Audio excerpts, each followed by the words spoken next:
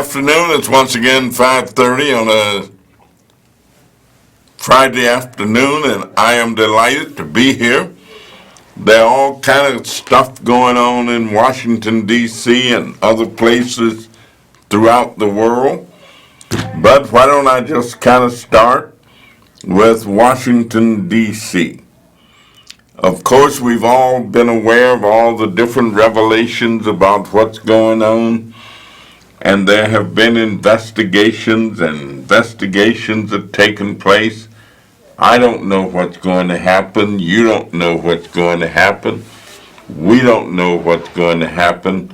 But we know that we are indeed spending a tremendous amount of valuable time dealing with the controversy surrounding the president and the allegations by a whistleblower that the President of the United States of America may have tried to get a foreign country, and I say foreign only to the extent of being a different nation, involved in the political affairs of our country, and to assist him with his re-election efforts by trying to see whether or not there was anything that could be uncovered regarding the son of former Vice President Joe Biden that would help aid the president in his re-election efforts. That conversation is going to go on for some time to come, and that's what it's going to be, conversation, until something is done. We will decide whether or not, to vote to censure in a sense, but really to bring charges against the president. I think the House may very well vote to do that. The big question mark, though, is what will the Senate do in terms of having a trial, and will enough information get revealed during this period that would convince enough Republican senators that they too would vote to oust the President of the United States of America. We'll see. In the meantime, we had members of the Congressional Black Caucus in town this weekend, and together we visited many different establishments and different kinds. And we talked to these different businesses about their business and what our interests are. So we had a good time. We also had a dynamic hearing on violence and guns and violence, and what can we do to reduce the violence that is perpetrated and brought about, and people being killed and assaulted and wounded and maimed because guns are available and people use them. Well, what do? We had people testify. I attended that hearing. I thought it was a very good hearing. And of course, hearings are good to reveal information, to bring in research, to help promote awareness, and so we had a very good time doing that. I just left the inauguration of the fourth president of Rush University. They just inaugurated a new president, a delightful healthcare professional, a woman, Shireen E. Gabriel, who's a medical doctor, and is now the new president of Rush University System for Health. and has an outstanding record, and we look forward to her providing great leadership to carry on in the tradition of the retired CEO of Rush University, and of course that is President Larry Goodman. A fellow named Leo Heinekoff was the president before him, and of course the president before him was Dr. James Campbell, who really got things moving and got things started. If you don't know it, Rush University is the oldest hospital in the city of Chicago. It was actually chartered before the city of Chicago is chartered. It's an outstanding institution. I wish them well under the leadership of their new president. Now, if you want to give us a call, our number is 312-738-1060. And when I leave here, I'm going to be running because there's a National Day of the Republic of China at the Preston Bradley Hall, 78 East Washington. I'm going to try to get there and celebrate for a moment. But let's go ahead and take our caller. Caller, are you there? Yeah, how you doing, Tony Davis? Sounds like James. James, how you doing? Okay, like I said once before, okay, God answered your prayer, and the guy you had on last 2 weeks ago, about 4 weeks ago. Yeah. Two other guys. I got the other guy from the other country, but God answered his prayers too, and God is going to deal with Donald Trump. And then okay, now the people vote for Donald Trump in, then God will deal with them, and then everything backfired, and then okay, Joe had one Donald Trump in.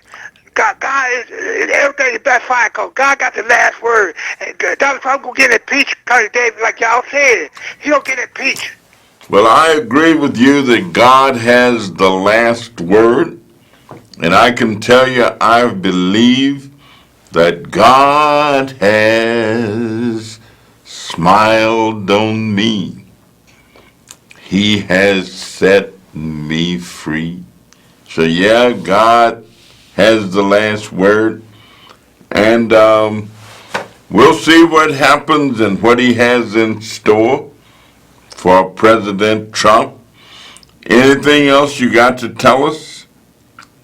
Oh, okay, so I think James has left, but he may be right in terms of the outcome, but I know that he's right in terms of saying that God has the last word, and so I don't have any doubt about that at all. None whatsoever. And you can give us a call, as I just indicated. Our number is 312-738-1060, and we'd be delighted to hear from you. But in the meantime, there are a lot of things going on. There have been some interesting things happening at the Chicago City Council. And in Chicago, there's a threat of a teacher strike.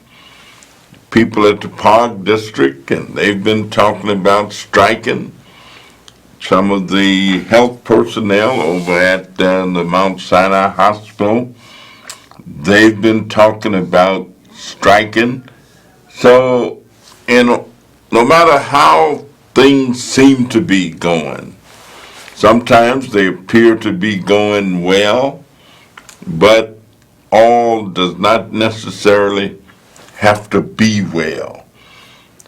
People are always looking to try and improve themselves, improve the quality of life for themselves. And so if you're not trying to improve the quality of life for yourself, then it means that there's something slightly amiss. Something's wrong with you.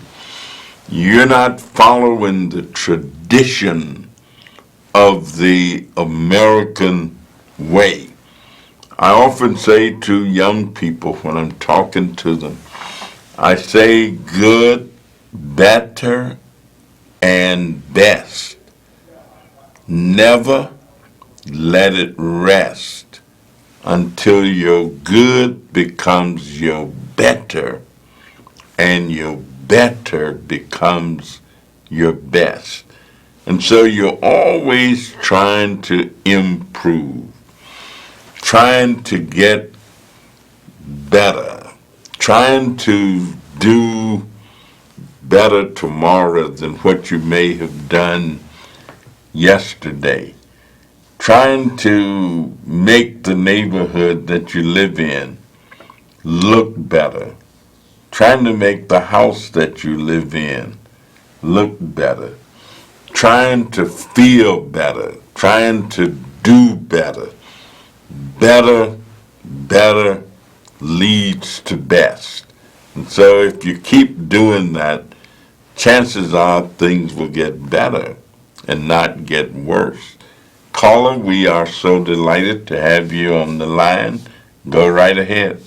Yes, Congressman, before I say anything, you always give some wisdom, and that way we learn to do one day at a time. Always try to make your day better than it was yesterday, okay, and get it back. So try to do better each day, and those things will happen. Listen, it's a great day to be on God's green earth.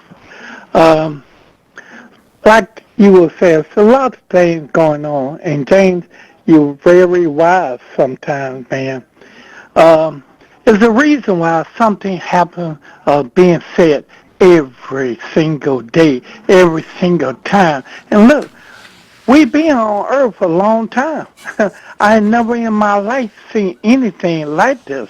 But trust me, God will pay for everything what has been done. The Senate got to wake up, smell the coffee, because one day you're going to pay for your own. So get smart, get strong, and make a change. Listen, Congressman, my voice is kind of badly dead. I really called Crystal. I'm so sorry to hear about her brother. Uh, Y'all two good people. And listen, I always believe, man, we will see each other again. Crystal is a good person. I know you hear me. I want you to get out there so I carry your response, and thanks for taking the call. And All have a right, great day, thank you. too. Thank you so much. And, if I was I was talking to a fellow the other day, and we were talking about how to keep up. And he was reminding me of the Kipling poem that said, if you can keep your head when all about you is losing theirs and blaming it on you, if you can trust yourself when all men doubt you, but make allowances for their doubting too. He said that if you can be tired by waiting, or being lied about, or being hated, and yet don't look too good or talk too wise. If you can dream and not make dreams your master, if you can think and not make thoughts your aim, if you can meet with triumph or disaster, and yet treat those two impostors just the same. Meaning, if you can be successful at something that you're trying to do, that is the triumph. But if you try to do something and fail, that might be the disaster. And yet, you're okay either way it goes. You know, it's like saying, we sing a song sometimes at my church. It says that if when you give the best of your service, telling the world that the Savior has come, be not dismayed when men don't believe you. You can't win them all. And so everybody's not going to agree with what you think, what you say, or what you do. But just pick up the cross and run swiftly to him, and he'll understand and say, well done. And then the little part of it, oh, when I come to the end of my journey, weary of life, and the battle is won, he'll understand. So if you don't have something that you can believe in, something that you can hold on to, even the blues singers say, you better hold on to what you got. And if you've got something to hold on to, then chances are very good that you'll never end up in the psychiatric ward of a hospital or a mental institution. But if you don't have anything, when things go wrong, as they sometimes will,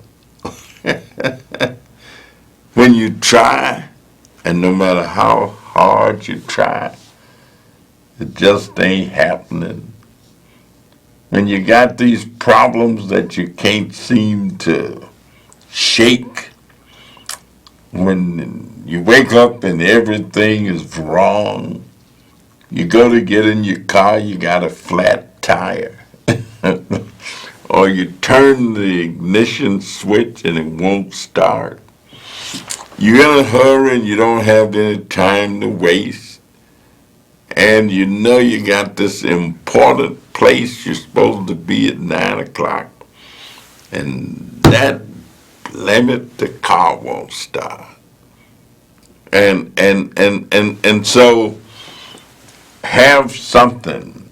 I was in Myrtle Beach, South Carolina last Saturday, and I was there to give a speech, and I met this gentleman who knew my best friend's brother when we were kids growing up.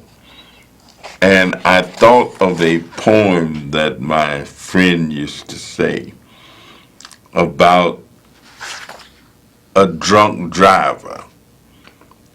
And I remember some of it even now. He says, let me tell you a story about a drunk man who was on his way. And while driving, he caused two little children to give their life away. As I can see him as he drove down the road, this drunken man, not caring what he was going to do and not doing what he could, because he could have been sober. But then he saw these two little children walking down the road, and he caused them to give their life away. As he barreled upon them, he says, get out of the way, you little fools. And before he knew it, the car had struck them down. Said the bumper caught that little boy and took his life away, while in a pool of blood over in the ditch bank, that little girl that lay.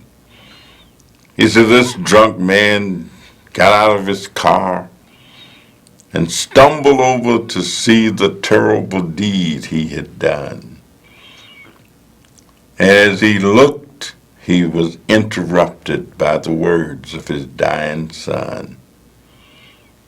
He says, "Daddy, please don't drink no more as you go your way, but meet us in heaven with Mommy some sweet day." And all I tell you, Haywood could say that drunk driver. And he would have people sometimes going into tears, talking about alcoholism and what it does. So as I prepare to kind of wind down for the day, I'm not going to suggest that people don't drink or don't smoke or don't use things that might alter their minds, but I am going to say try and stay in control of yourself. Try and be the master of your fate and the captain of your soul. Out of the night that covers me, black is the pit from pole to pole. I think what gods there may be for my unconquerable soul. In the fell clutch of circumstance, I have not winced nor cried aloud. Under the bludgeonings of chance, my head is blooded, but unbowed. It matters not how straight the gate, how charged with punishment the scroll. I am the master of my fate. I am the captain of my soul. Be in charge of your life. Be in charge of your direction. Be in charge of who you are. And then try to use yourself not only to take care of yourself, but also to look out a little bit for somebody else. Take care. We'll see you next week.